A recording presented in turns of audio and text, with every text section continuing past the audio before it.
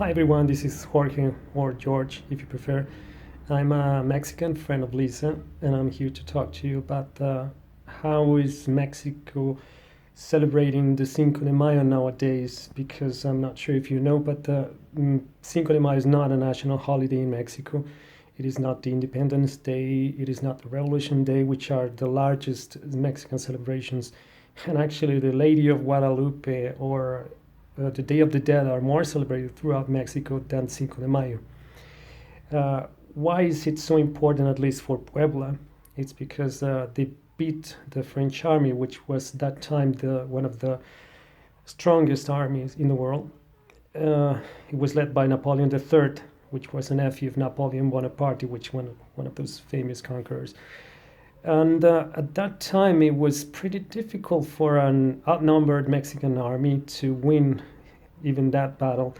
And if you go and visit the place where the battle took place, you will be told that they were quite lucky because that specific day, May 5th in 1862, there was a huge storm. And the French army wasn't really used to that kind of weather and the terrain and all that.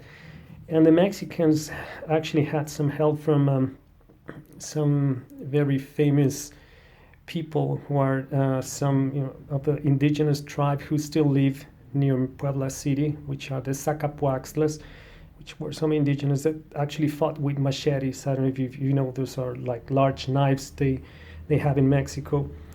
And imagine those people with some sandals and walking through the dirt and all that and winning against one of the best armies in the world and with rifles and all that. It was actually a huge success because nobody expected that, and eventually the French won that battle. But it's still like a huge pride, at least for the city of Puebla, to have won that battle.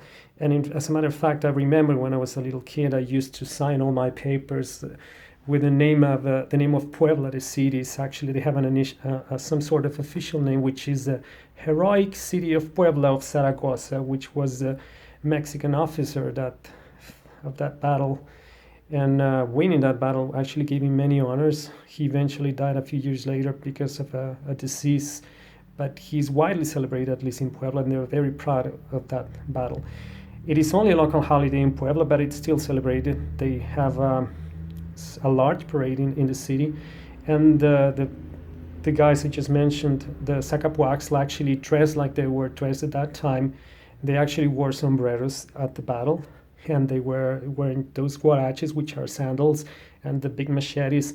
And so it's not the kind of party you would expect in the US, like drinking margaritas, or like they depict the Mexican people. And we don't shout at each other saying Happy Cinco de Mayo or Feliz Cinco de Mayo, but still, it is a matter of pride, at least for the people of Puebla, to being able to defeat. They were actually the only ones who managed to defeat the French army at that time.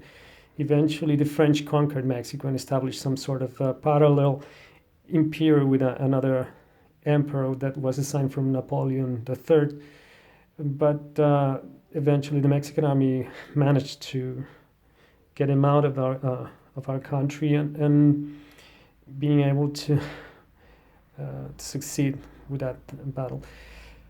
So it is actually funny that there are many people, not only from the US, from many other countries, even here, I'm living right now in Brazil, who come to me on the Cinco de Mayo and tell me, Happy Cinco de Mayo, and I tell them, well, thank you very much, but it's not like the Independence Day or the Revolution Day or many other celebrations, but still, if you go to Puebla, if you ask the people right at that place, it's really a matter of pride, and it's not really some sort of Christmas celebration or a joyful celebration. It's much more a celebration of pride, like it would be the 4th of July in the US. So I think that's it. If you have any other questions, you can ask Lisa, because if I remember clearly, I took her to visit the places where the battle was fought. She might have some pictures of that place, some pictures of the costumes they were actually wearing at that battle, the Zacapuaxtlas and the Mexicans and the people who actually intervened in that war.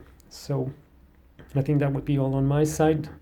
And thank you very much for your attention, and I hope you it was useful in some way.